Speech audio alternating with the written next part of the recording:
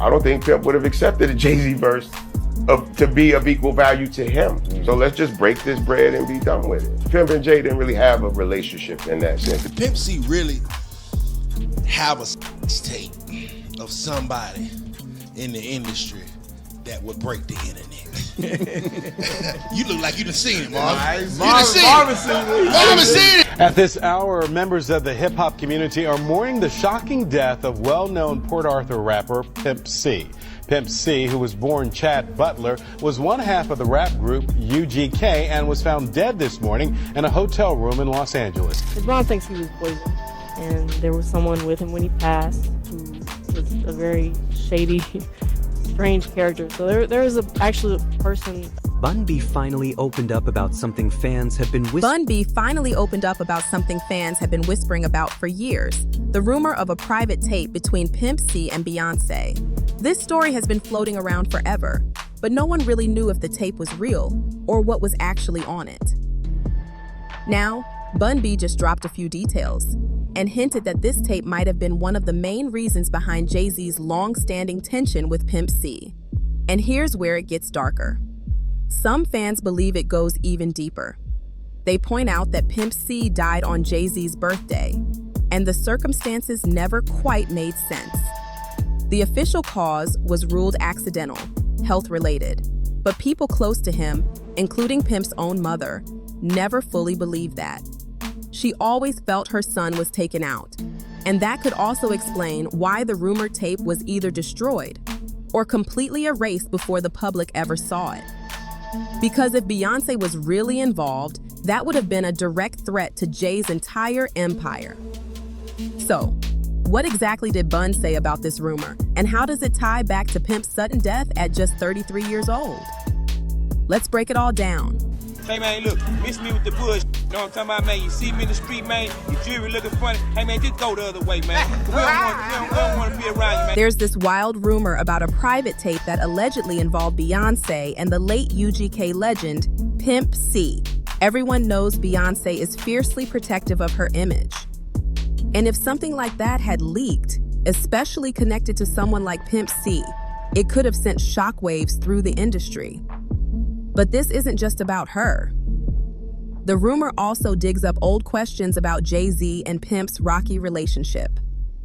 Back in 2000, UGK worked with Jay on Big Pimpin'. The track was everywhere. But behind the scenes, it was messy. Pimp wasn't the type to jump on a record just for clout.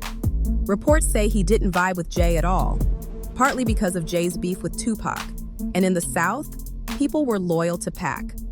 UGK's former manager, Greg Taylor, even said there was a lot of back and forth. Dame Dash tried to sweeten the deal. He offered UGK $1 million to do the song, but Pimp wasn't impressed. In fact, according to Taylor, when Pimp heard about the money, he joked that instead of taking it, they should just give the money to Tupac's mother, Afeni Shakur. Because I knew y'all niggas at the house. Right. I was like, yo, I'm excited. We got $1 million. This is it. Rockefeller is the shit. Hey, there's this shit. I called Pimp and these niggas fight. So I calmed them down. And once Pimp locked in, he was like, wait a minute, Rockefeller? Ain't that where Jay Z at? I was like, yeah. And I didn't get the connection. I was like, he was like, tell him to take that check over to Tupac mama and give it to him for stealing all Tupac shit. And I'm like, what? I put him on that Pac life, boy. he went, once I let him hear that Tupac, he went on his mission for him. At one point, Pimp C was on the phone thinking he was just talking to his own people. But Jay Z was secretly on the line, listening, and he heard every bit of shade Pimp was throwing at him.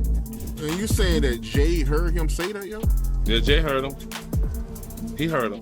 Because I had to jump up and apologize for this nigga to clean that shit up quick. Because I was like, I didn't realize he was in the room. So when I seen Hov there, I was like, oh. And so I told him he had to come down and go see them and go talk to mom and go to lunch with, go to dinner with them and sit down and do it the right way. Because that's just how Pimp did it. If you didn't sit down and eat dinner with him and his mama, he ain't gonna break bread with you. That was just the game. Like, that's how he was raised. He had studied music. He was different, man. He knew music from the Conservatory of Music of Art. He had studied from an orchestra standpoint. His mom had invested in his career. So to be who he was. So by the time people seen him, it was the counterculture of discovering hip hop and rap down there. And they were like a country version of Run DMC, him and Bun. Great artists. Or the new Ghetto Boys. It was like Jay Prince had them as the new Ghetto Boys. That's what they were.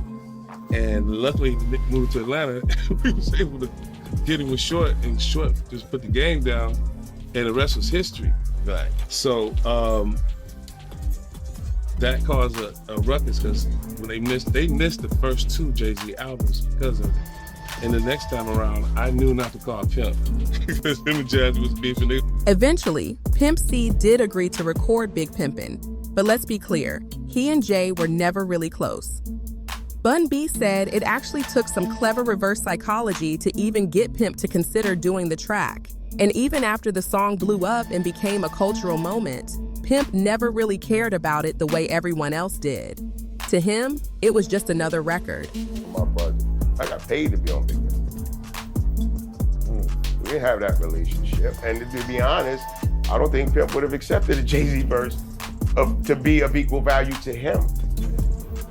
So let's just break this bread and be done with it. Right. And to be honest, Pimp and Jay didn't really have a relationship in that sense. There was a lot of mutual respect, but Hov and I were always close. You know what I'm saying? I ended up getting a feature. You know what I'm saying? Yeah. But no, it was really just about, like, we worked very hard to get where we are, and we're successful now for being purely who we have always said we were. Riding Dirty, most critically acclaimed album we ever released. Gold album, not one music video. You know what I'm saying? And to get to that point and to possibly in his mind throw it all away, because this dude want to pay you some money to do a verse on a beat that you would never rap to. You know what I'm saying? It just seemed like a lot. And it took a lot to kind of bring him back around to the idea of being a part of it, to the point where I just like reverse psychology. Like, fuck it, don't do it then, fuck it. Like, don't even worry about it, fuck it, we ain't gonna do it. I'm just telling me we ain't gonna do it, you don't wanna do it, fuck it. You know what I'm saying? All right, Pee Wee, fuck it, I'm gonna do it, man. No, not in that sense. I mean, he was glad it worked out, but Big Pimpin' was not like in his top 10 beats. He didn't even want to do another one. And this is where things start getting messy. There's a rumor that Pimp C hooked up with Beyonce before she was officially with Jay. Some insiders even claim Pimp and Bey made a private tape together. Did Pimp C really have a tape of somebody in the industry that would break the internet? You look like you done seen it, Marvin. You done seen it. Marvin seen it. Tell him who it is. Hey, man, tell him who it is. We still trying to find out who was in this Pimp C tape. All I can tell you, there was a famous R&B chick, and it was a guy that was getting money at the time. And, you know, Pimp, he used to be in the studio. And every now and then he'd have a camcorder, so he was able to get some footage. And he wanted to do something with the footage, but I don't know why he didn't do nothing with it, but if I could have got a hold of that tape, I'd be a billionaire, man. I was the boy, whoever it was, they had to kill me, man. I know TMZ would have paid a bank for that one, man. But yeah, it is a tape, and if you read the comments, a lot of people figured out. It's no secret that Jay was very controlling with Beyonce early on in their relationship. Bun B even said that Jay once kicked him and Slim Thug off the set of a video shoot, just because Beyonce's outfit was too revealing. Well, we'll let Bun B tell it. Here's what he said happened. This is also in the earliest stages of Jay Z and Beyonce as a couple. And so we're on the set and we're filming the video. And if you look at the video, there's a lot of kind of skimpy outfits. Right. And Queenie's there also. So it's not like I'm like sitting there salivating over another woman. And Jay Z calls. And he's like, yeah, how's the video going? What's going good? Are the guys there? Yeah, they're there. You know, it's them and some of their homies. He's like, wait a minute, how many dudes are there? And so she's like, oh, it's about 9 or 10 guys, I guess, over there. Where are they now? They're in here. They're in the soundstage. They're watching her film. What is she wearing? They describe the outfit. And he's like, yo, clear the room. I guess Beyonce gets wind of the call. She comes up. She apologizes. I'm so sorry you guys had to leave the room, but Jay's not comfortable. And we're like, no, we understand fully, right? And then there's the story that Jay had Case's Happily Ever After video, which featured Beyonce, completely taken down from YouTube. You can't find Case's Happily Ever After video with Beyonce. Well, I'm gonna put it like this. Jay Z probably made some phone calls and they had that video removed because allegedly Beyonce was 17 years old when she was in this video. So you can just imagine Jay's reaction if he ever found out that Pimp had been with Beyonce before him. And worse, if a private tape existed. And this is where things get really dark. Because around the exact same time the industry was buzzing about that rumored tape, Pimp C suddenly died. And yes, it happened on Jay Z's birthday. Here's how it all went down. In early December 2007, Pimp was staying at the Mondrian Hotel in West Hollywood. He was in the middle of recording new music and prepping for a show with Too Short. On the morning of December 4th, he was supposed to fly home to Texas, where his wife, Chinara, and his cousin Ed were waiting for him at the airport. When they didn't hear from him, Chinara called the hotel. Staff went to check his room and found Pimp unresponsive. He was pronounced dead at just 33 years old. The coroner ruled it accidental, blaming lean use and sleep apnea. But DJ Paul from 3-6 Mafia later said that Pimp's manager saw the hotel room and claimed it looked like it had been shot up, and that single detail has kept the conspiracy theories alive to this day. Called me like Sunday night or something. Pimp was over my house Saturday morning, Friday night, Saturday morning. He called me like Sunday night or Monday morning or something. He's like, I got something to tell you. And I was like, what? And he's like, let me make sure it's true, and I'm gonna call you back. I'm finna go to Pimp's hotel, but something happened. And I'm like, what happened? He's like, they wouldn't tell me on the phone. They said they'd tell me in person, see security when I get there. And he went in there and saw Pimp C body. Pimp C was still in there. He said Pimp C was like, he was laying down like he was praying. And but it was blood all over the bed, like he threw it up, but they thought he had been shot in the head.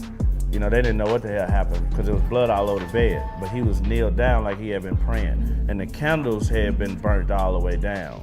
So they knew he had probably been dead for like a day or something because he always lit these candles to help him sleep. Because I think he had sleep apnea, so he always lit these big tall candles. And well, that candle would be burnt all the way down, they were like, he must have been dead for a while. Well, his mom believes he was murdered, and she basically breaks down the reasons why she believes that. I couldn't really, there's some circumstantial evidence that might make me think that. But as far as like physical evidence, I had some other people review the autopsy report and things like that, and they didn't really come to a solid conclusion as far as, you know, any foul play or things like that. But a lot of people have heard that he died of a codeine overdose, which is not true at all. That was actually, you know, the day he passed, or the day that the results of the tests and whatnot were not announced, the coroner said, you know, he did not overdose. And then you had all these newspapers that said that he did overdose.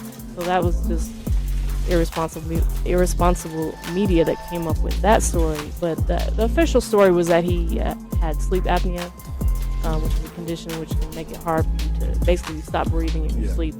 And the story was that he took some codeine which prevented him from his body from waking up the way that it normally would. So it feasibly could have happened that way, but there are some alternate theories which I kind of explore in the book.